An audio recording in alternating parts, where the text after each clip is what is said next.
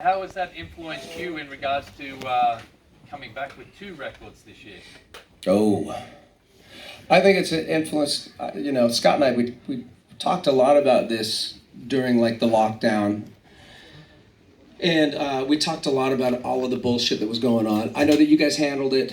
Sweden had all of their difficulties, and I know that there were mortalities, and I'm sorry for anybody who lost a loved one through all of that. But there was so much going on in the United States. Like, it was a hotbed. It was getting really weird, and it's still weird. It's just like kind of died down. It's like the weeds were trimmed. But they're still there, and I think that all of these things, like, there's no way for it not to seep into your creativity. You can't get away from it. You talk to your parents, or you talk to your friends and loved ones, and you always have something divisive that somebody's going to bring up, and that's a drag. But that's also a fact of what's going on. Yeah, the divisive, social, political, for us, racial stuff happening was really weird. But I'll just say also that we had time. We had a lot of time, and that's different for this band. We usually don't have time. We're usually like off the road for a minute and back out on the road. We make a record for 30 days. We make a record for maybe 2 months, Feral Roots, maybe total. But in general, we were like really home. We were home, so we wanted to really turn a corner from Feral Roots. Feral Roots was a longer form record, a big step forward for us. So it was people always go, oh, you were nominated twice for Grammys. Does that like weigh on you when you make your next record? No, that's not what weighs on us, but the creative thing that we did does weigh on us. Like, well, what are we going to do with this? Because we've done something that we're really proud of. Where will we turn next? So we spent a lot of time working on it, and I'm happy with spending the time, and I'm happy with how it came out. Yeah, we spent a lot of time, and it's really trippy. Like what Scott was saying, we're typically gone so much. I think that finally getting to be home, like full time with your kids for that. They had never seen us for that long. I think my wife really had to question whether or not she loved me. It's amazing there weren't more lyrics about doing chores. She was like, don't you have somewhere you gotta go for like a week or something? But it was really trippy. It was really impactful, and it's such a sweet thing amid all of that chaos and all of the unending questions. What the fuck is going to happen? How is normal going to look? How soon is it going to come? When can we get back to making a living for our families? And when can we get back to getting on stage and doing that thing that we started out doing for free in the first place, because we need to do it because we're artists and we're performers and we need to play music. And I think that I really realized in that lockdown how important it was that what we do have, what Scott and I and the band have together, and how great the opportunity is where we get to travel out here, we get to see all of you guys, we get to spend that sacred time in a theater or a large club or wherever it is, like breathing the same air, feeling the same energy. And that was something that I missed so much, and I think that it really caused us to take stock about how fortunate we are. So it's that thing where you're on the road so much that it becomes a grind. No matter how much we love it every night, we miss our families, and we're going, I want to go home just for a minute. And then we go home for a minute, and it's like, God damn, I got to get back on the road, man. It's that thing, and that's really a recurring theme in our lives, and this really took it to a new level. Yeah, for sure. Next question. Who's got the next question? One over here. Yep. So thanks for sharing DARKFIGHTER. Awesome, really good, right, guys? Yeah. What about Lightbringer? It feels like a shower. Yeah, what about it? It's not any good. Yeah, I hope you guys like DARKFIGHTER, because that was the good one. I'm thinking you're talking about America being a weird place, lots of strange things going into your creative process, but it sounds like, just the title of Lightbringer feels like there's some ray of hope? And No, it's just pleasant to get you guys to buy it and then get depressed again. Tricked him again. No, look, there's certainly a duality at play, you know. DARKFIGHTER, you guys just listen to it. It's a heavy record. My wife likes to say that it's our Cormac McCarthy record. I don't know if anyone reads Cormac McCarthy, but it's like dense. And there's moments of beauty, but then there's also this undertone of the subject matter. And if you could treat each song collectively as maybe something that your protagonist is going through, like if it were a movie like that, your character, the protagonist, goes through a lot. And I think that you as the listener, when you go on that journey, you go through a lot. But it's actually, all of this stuff, it was paramount that this story get told and that honesty was present in the writing, because it was undeniable, you know, the things that that I was going through, you know, for my part of our songwriting, with the lyrics and everything. Those things needed to be, there just wasn't a choice. I'm not interested in entertaining all of you for entertainment's sake. I've got to get this shit out. You gotta exercise it. Yeah, I've got to get it out because all I'm trying to do is become a fully realized human being before I take my last breath. And so I got to get to work with all of that. You know? Something great about how Jay writes is everybody's asking how the time has affected our record. What I hear, or what I've always heard from Jay, is he's writing a lot about the human condition. Like his own condition, and the condition we're feeling people are in the moment. So it's not as direct as you're going to hear social commentary and politics. That's not really our thing, if you've noticed in the last 7 records. There's some form of escapism sonically through the art, and lyrically there's a lot of reflection on the human condition. Yeah, I'd say that's definitely fair to say. I went through a lot of shit. And, but with that stuff, you're asking about Lightbringer, right? Lightbringer, it's heavy. It's just a different kind of heavy. And It's more human condition. it is more human conditioning. I was explaining kind of like DARKFIGHTER kind of takes you into like a part of the film where it kind of pulls you down slowly. It doesn't mean it's negative and it's got to make you feel bad, but it tells a story like a film, and it takes you down deep into this dark place. And that's also really cool to experience. It doesn't have to mean this record depresses me. It's for an artful reason, and Lightbringer, I believe, kind of is more of an upwelling, pulling you through and up. That's a very strange, just artsy I way get to that. put It it. also slams you back down. And a little, and like, you know, all of these things, like Lightbringer, I like to say that like DARKFIGHTER is literally about fighting the darkness. It's about, you've got, through all of that isolation that everybody went through, and all of the bullshit that was going on, and all of the like misinformation that's just like flying around like rocks, you know, it's insane. You're just trying not to get hit in the eye. It was very much about keeping that wolf on the other side of your front door and making sure that it didn't get in, because once that wolf gets into your house, everyone's in trouble. You're in trouble, and you're not gonna get that wolf back out with getting really fucked up. And so you just try to keep it on the outside. You try to keep all of that despair. You try to keep it out. Lightbringer is very much about being an illuminator and really working to illuminate those dark places that the darkness was purveying itself and seeping in when you're not looking in your subconscious and in your consciousness. Man, if I'm hearing you correctly, I think you're saying DARKFIGHTER is about fighting the dark, and Lightbringer is about bringing the light. Yeah, it's very much like that. But, you know, there's serious stuff, but it wraps up the story. It wraps up the story for the protagonist, definitely.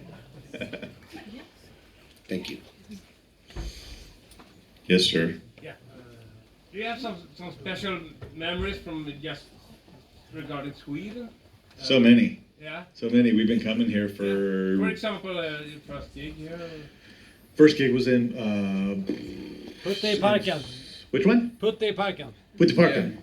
Kesha, Monster Magnet. Oh, yeah. I remember that. You know, we were just talking about a very significant gig In the garden. yeah, in the garden, and that was in Gothenburg. Yeah, Gothenburg, yeah. Because I think our first gig in Gothenburg was Sticky Fingers, or what was that place? We definitely played Yeah. Sticky Fingers. Yeah, we played there first, and then we played the garden. The garden was a What is very- it, that proper? Trädgården. Trädgården. Yeah. So that was a very Beautiful. significant memory for us, and we filmed it, and it was on television in the United States, and it was like a very significant night for us, and we happened to be filming it, and so that's a memory that will live on. I remember it succinctly. It was We very were special. quite small in the States, right? Like we hadn't been touring the States, we've been touring Europe. Yeah. So we had this connection through our manager to get our live film on Palladia, this big live movie MTV thing. And I worked super hard on it, came out super great, and it went through. So literally, hardly anyone knows who we are in the States, but we've got an hour-and-a-half special on MTV from Gothenburg. I thought it was the coolest thing. Most of my friends would be like, Gotham? Like in Batman? What is Gotham? Trust me, it's amazing, and look at the video. The people are amazing, so that's a special one. That's perhaps the first memory I have of the torture chant ever happening. Yeah. And it was right there on film, like, it really happened. Yes. I was there. Okay, who's next? He had one over here. Now I'll go back to the deep shit. Bring it, bro. Yes. I think many of your songs are really spiritual, actually, or touch my soul. Yeah. And my question is it because of your upbringing, or where did it come from, or is it the searching you talked about in Rapture? I'll tell you what, Yeah, the answer to that question is going to be wild. And please. Hold on to your hats. no, like serious, on the very, very serious. It's because of your upbringing. That's why. It's your upbringing that allows you to hear the things that you need to. What a Jay answer, that was good. For those of you that didn't catch it in the back, it's because you're deep, brother. Yeah, hey, seriously, it doesn't matter, you know. If it's not transmitted to your antenna, it's just going out, you know, but it's you. Shooting stars could be like, that song could be the theme for my business. Yeah, Because because you shoot stars. And for a very small price, we'd be happy to loan it to you. I'm happy to hear that the music fulfills you and you sound like you're doing well. That's nice to hear. That's nice, thank you. Good. So who's next? I'm not calling anybody. Where's Darren? He's gone. You've been talking a lot about the themes of the album. Is there any special lyrics that stands out to you guys?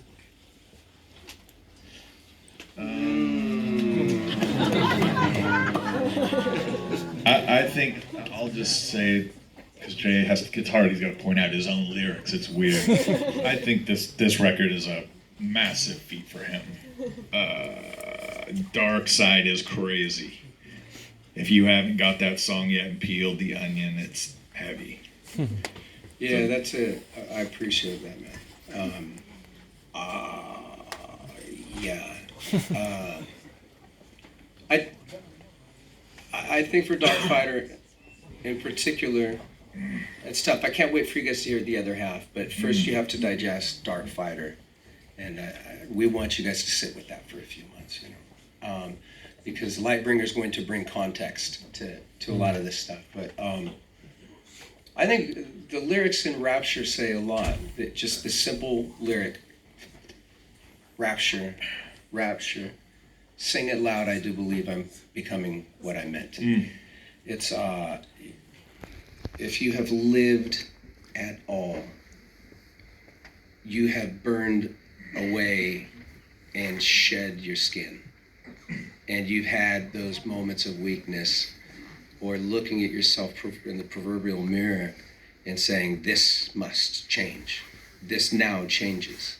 I'm now this, and I do this now, and I no longer do that. I'm no longer that person. I'm the person that does this thing. And you go through these different things in your life, and sometimes you go through really big ones.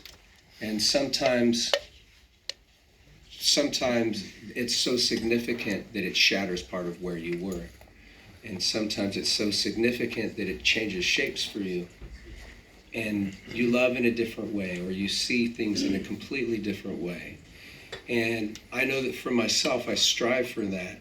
And anytime there have been some just really heavy emotional breakthroughs, it is so fucking hard.